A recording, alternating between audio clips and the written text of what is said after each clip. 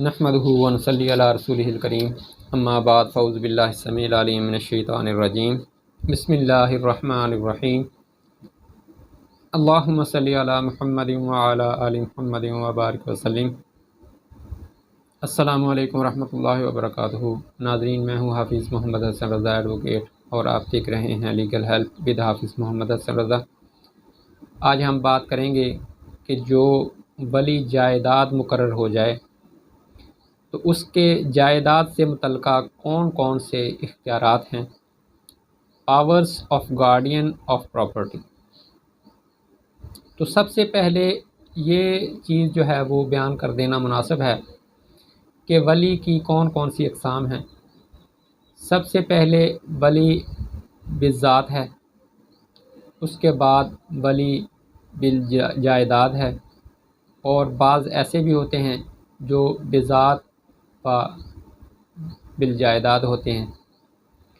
تو ایسا شخص جو کسی بھی شخص کی جائیداد کی نگرانی کے لیے اور اس کا انتظام و انصرام سنبھالنے کے لیے ولی مقرر کیا جاتا ہے، تو اس کے لیے اس کا فرض ہے کہ وہ جائیداد جو ہے اس کا انتظام و انصرام ذمہ دارانہ طور پر نبھائے، اور اس کا فرض ہے کہ وہ جائیداد کی دیکھ بھال اس طرح کرے جیسے وہ اپنی جائیداد کی دیکھ بھال کرتا ہے۔ نابالغ کی جائیداد میں اس کی ہر منقولہ یا غیر منقولہ جائیداد شامل ہوتی ہے۔ عام حالات میں اسے یہ اختیار نہیں ہوتا کہ وہ نابالغ کی جائیداد کو فروخت کر سکے، یعنی جو گارڈین مقرر کیا جاتا ہے اسے یہ اختیار ہوتا ہے کہ وہ انتظام و انصرام سنبھالے۔ وہ جو نابالغ کی جائیداد ہے اسے نہ تو پٹا پر دے سکتا ہے، نہ رہن رکھ سکتا ہے، نہ ہی وہ آگے فروخت کر سکتا ہے۔ پٹا پر دینے کے لیے بھی اس پر پابندیاں عائد ہیں، اسی طرح وہ کرایہ پر دینے کے لیے بھی عدالت سے اجازت لینے کا پابند اور ذمہ دار ہے۔ اور جو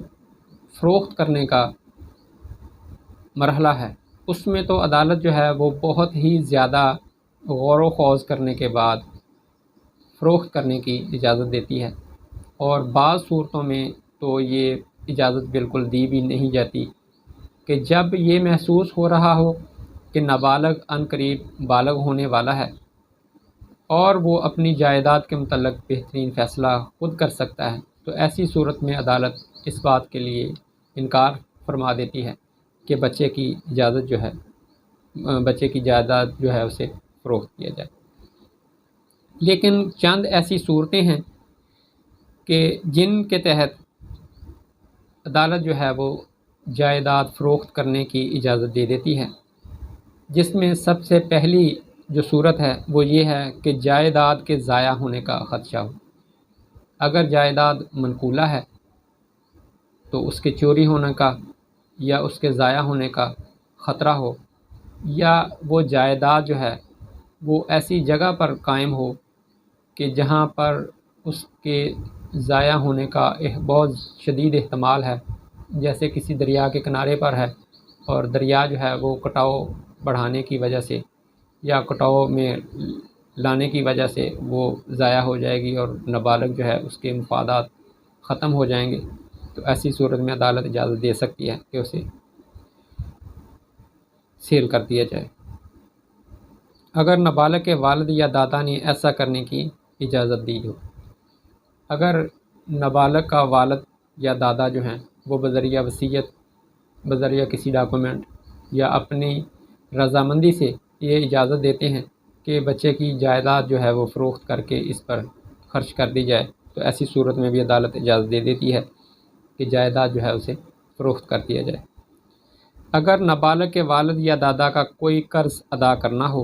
اور ایسا قرض جائیداد کو فروخت کیے بغیر ادا نہ ہو سکتا ہو، تو ایسی صورت میں بھی عدالت فروخت جائیداد کی اجازت دے دیتی ہے۔ اس کے علاوہ ہے کہ اگر جائیداد کی 2 گنا قیمت ملے، یعنی مارکیٹ ویلیو کے حساب سے اگر اس کی دگنی قیمت مل رہی ہو، تو ایسی صورت میں بھی عدالت اجازت دے دیتی ہے کہ جائیداد جو ہے اسے فروخت کر دیا جائے۔ جب ایسی جائیداد کے علاوہ کوئی دیگر جائیداد نہ ہو جس سے نابالغ کی پرورش کے اخراجات پورے ہو سکیں، یعنی کہ نابالغ جو ہے اس کے خوراک پر، اس کے پوشاک پر، اس کی تعلیم پر، اس کے علاج پر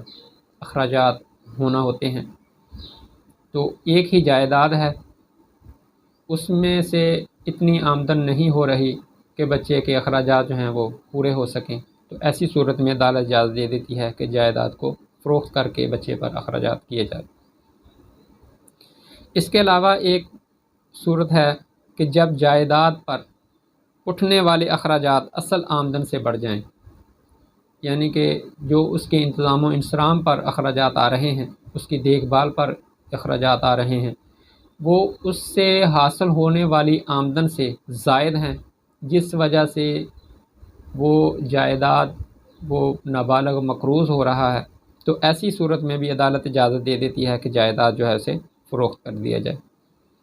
جب نابالغ کی جائیداد کو غصب کر لیا گیا ہو اور واپسی کی امید نہ ہو، تو ایسی صورت میں بھی عدالت جو ہے وہ جائیداد فروخت کرنے کی اجازت دے دیتی۔ ولی کا تقرر عدالت نے کیا ہو تو عدالت کی اجازت کے بغیر جائیداد کو بیع، ہبہ، تبادلہ یا رہن نہیں کیا جا سکتا۔ ولی کو نابالغ کی غیر منقولہ جائیداد پر کسی قسم کے تصرف کا کوئی حق حاصل نہیں ہوتا، البتہ وہ منقولہ جائیداد سے بعض حالات میں تصرف کر سکتا ہے۔ وہ نابالغ کی جائیداد کو 5 سال سے زیادہ یا نابالغ کے بالغ ہونے کے 1 سال بعد تک جارہ یا پٹا پر نہیں دے سکتا، یعنی کہ اگر کوئی شخص جو ہے وہ ولی مقرر ہوا ہے اور وہ جائیداد نابالغ جو ہے اس کے مفادات جو ہیں ان سے ناجائز فائدہ اٹھاتا ہے، تو یہ اس کے لیے جائز نہیں ہے، وہ اسے بیع نہیں کر سکتا، اسے تبادلہ میں نہیں دے سکتا، اس پر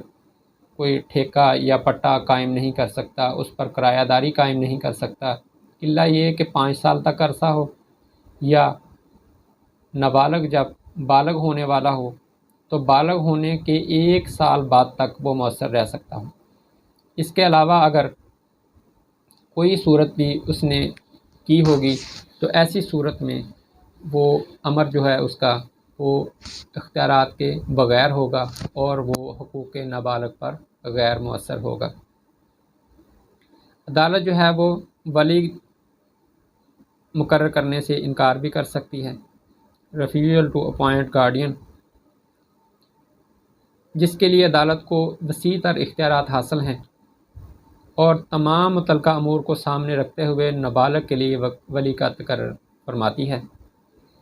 اور یہ صورتیں ہیں کہ جن صورتوں میں نابالغ جو ہے اس کا ولی مقرر کرنے سے انکار کیا جا سکتا ہے۔ نابالغ شادی شدہ لڑکی جبکہ باپ کی تحویل میں ہو اور بحیثیت ولی وہ اہل ہو، یعنی کہ بچی جو ہے وہ نابالغ ہے لیکن شادی شدہ ہے اور وہ اپنے باپ کی تحویل میں ہے، تو ایسی صورت میں کسی دوسرے شخص کو اس بچی کا گارڈین مقرر نہیں کیا جا سکتا۔ نابالغ جس کا باپ زندہ ہو اور ولی کے فرائض سر انجام دینے کا اہل ہو، یعنی کہ اگر حقیقی باپ یا حقیقی دادا وہ موجود ہیں تو ان کے علاوہ کسی دوسرے شخص کو شاذ و نادر ہی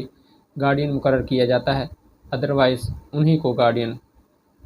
مقرر کیا جاتا ہے کیونکہ وہ نیچرل گارڈین ہے۔ کورٹ آف وارڈ کی زیر تحویل جائیداد والا نابالغ ایسا شخص جس کی جائیداد جو ہے وہ عدالت نے اپنی تحویل میں لی ہوئی ہو اور اس کے انتظام و انصرام سنبھالنے کے لیے کوئی بندہ مقرر کیا ہو، تو ایسے نابالغ کی سرپرستی کے لیے کسی شخص کو اپوائنٹ نہیں کیا جائے گا۔ یہ تھی وہ امور کہ جن کے تحت ایک شخص جو ہے یا حالتیں ہیں کہ جن کے تحت ایک ولی جو ہے وہ جائیداد کے انتظام و انصرام کو سنبھالتا ہے اور اسے اختیارات حاصل ہوتے ہیں یا اس پر پابندیاں جو ہے وہ عائد ہوتی ہیں۔ امید ہے کہ آپ کو ہمارا پروگرام پسند آیا ہوگا۔ آئندہ ویڈیو تک کے لیے اجازت دیجیے، اپنا ڈھیر سارا خیال رکھیے گا۔ جزاکم اللہ احسن الجزا۔ السلام علیکم۔